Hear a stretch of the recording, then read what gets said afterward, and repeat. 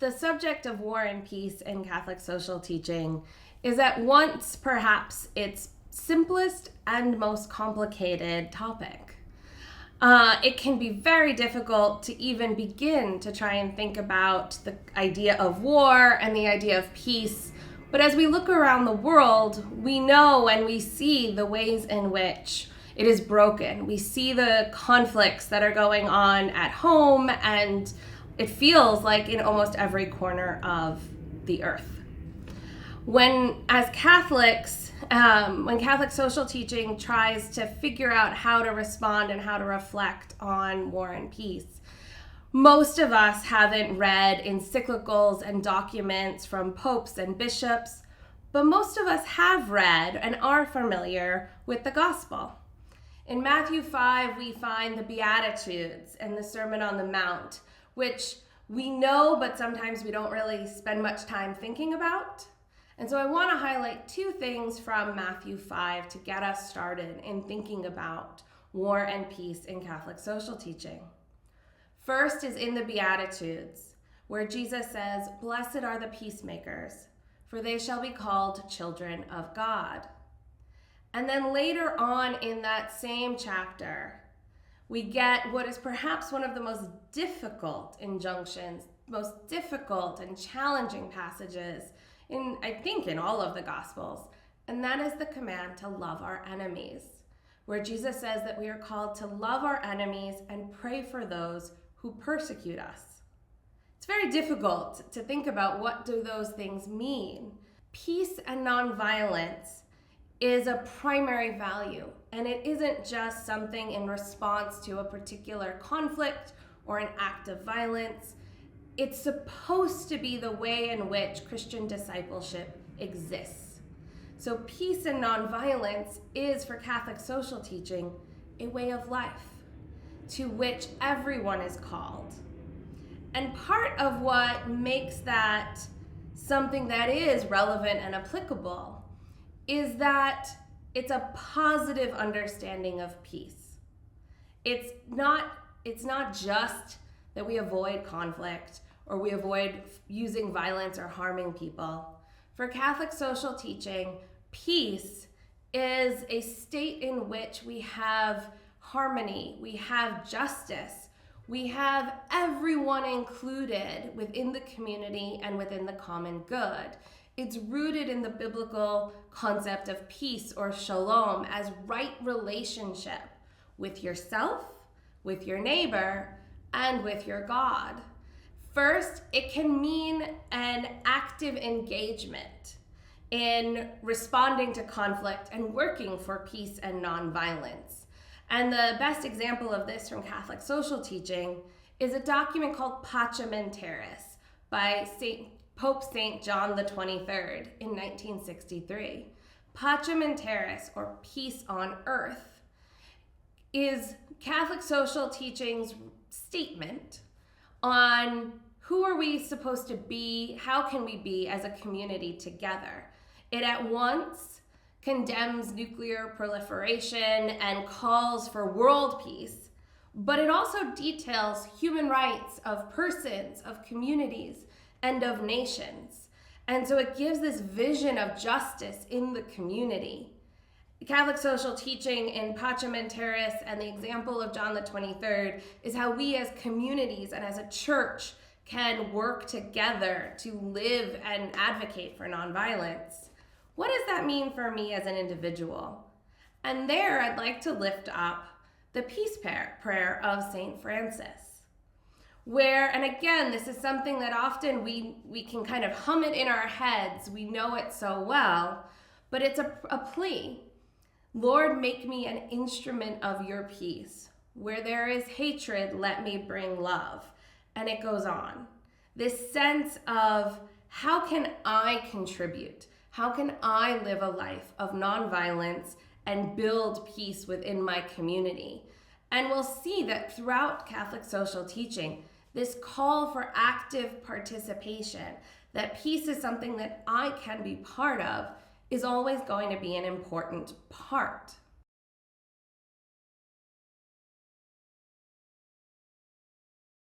But we all know if we look around the world is full of brokenness.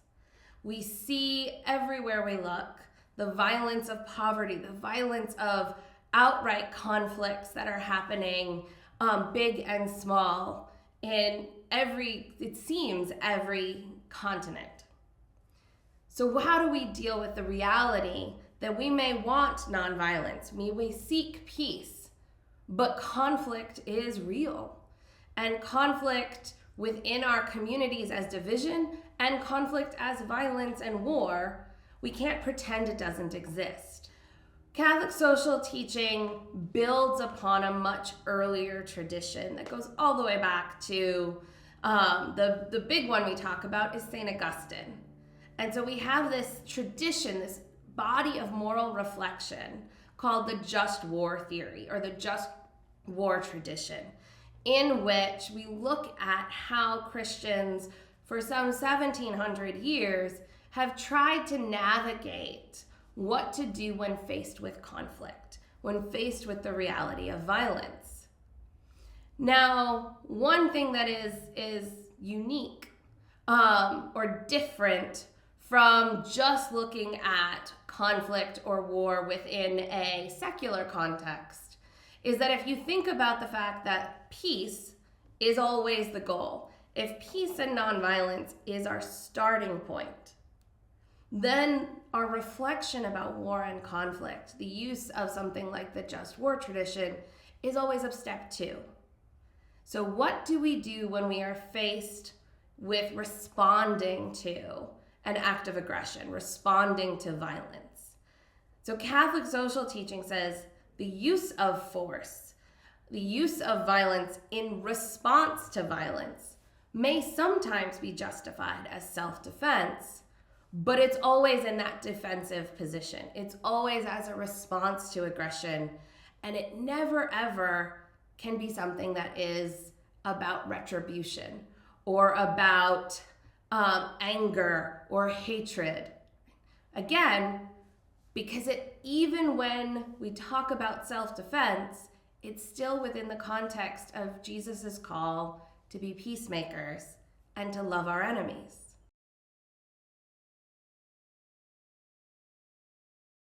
How do we think about how we respond, how we move forward, such that we do not perpetuate violence? How do we restore relationship? How do we keep that sense of this integrative peace, this holistic peace, as our goal, as what's front and center? Because for Catholic social teaching, it has nothing to say about war or peace that isn't rooted in peace as the goal and a holistic sense of peace as also involving justice. So then, what does that mean in practice? In Fratelli Tutti, Pope Francis talks about the need to prioritize reconciliation, the importance of forgiveness, and the importance of accountability in how we do that. And so this sense of building peace as something that is an active endeavor that we must all be part of. And that's where we begin to see that it's all connected. When we try to build peace, we have to remember it's not just about stopping violence. It's not just about a particular conflict. It's also about how we welcome persons who have been displaced by violence, either within our own community or elsewhere. Because the reality is that there's a violence involved in all of it, in what people go through when they lose their homes, when they have to flee either due to something like climate change or outward violence in terms of a war or a conflict. This sense of rebuilding our communities and restoring peace and justice is something that we are all part of, and we're all called to be part of. Because again, it really does all come back to, blessed are the peacemakers, for they shall be called children of God. The starting point, I think, for all of us is to recognize and be able to see our neighbor. Our response to brokenness and division in our communities has to begin by listening and noticing and realizing and really seeing and hearing what it is that is the heart of the problem. What's broken? The challenge of in Fratelli Tutti can be really hard. It's like this really crystal clear mirror that none of us really want to look in. At least I know I don't. And that is realizing and recognizing just how often we are tempted to just not look, to not cross to the other side of the road, to say that problem, that conflict, that community, that's not my problem. And so I don't have to get involved. I don't want to know. And that temptation to look away, that's what Fratelli Tutti kind of points out as our biggest barrier, the biggest wall between us and our neighbor in terms of trying to build peace together. Where am I tempted to look away from conflict? Where am I tempted to look away from the brokenness that exists in my community and in my world? And once I do that, then I can take the next step. Then I can figure out how I should participate. And that's not easy.